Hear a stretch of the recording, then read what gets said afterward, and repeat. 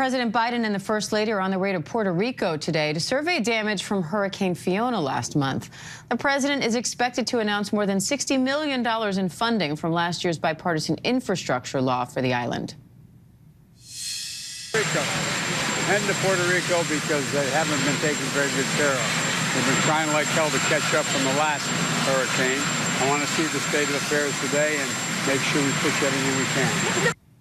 The Bidens will then head to Florida to survey damage from Hurricane Ian. ABC News' Kenneth Moten joins us with a look ahead to the president's schedule. Kenneth, what's on the agenda for today?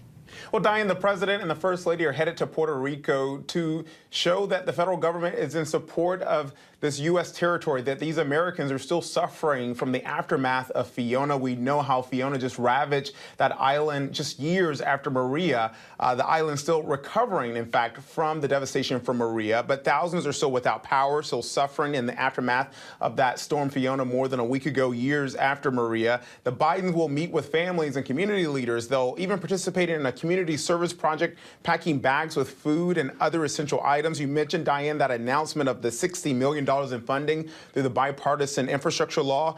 We know that that will shore up levees, strengthen flood walls, and create a new flood warning system. The president will also thank federal and local officials who have been helping in that recovery effort around the clock. And Kenneth, the president's also set to visit Florida on Wednesday. What has the White House said so far in response to the level of damage from both of these storms, Fiona in Puerto Rico and now Ian in Florida?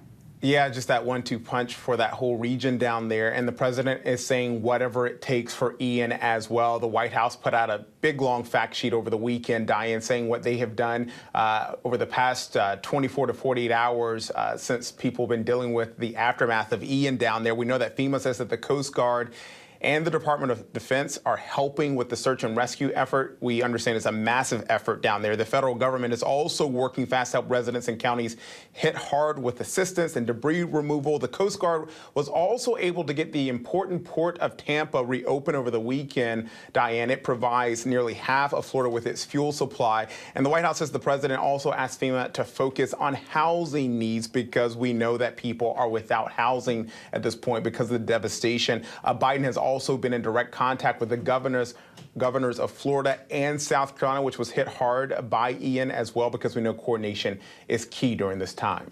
Sure is. All right, Kenneth Moten, thank you. Thank you.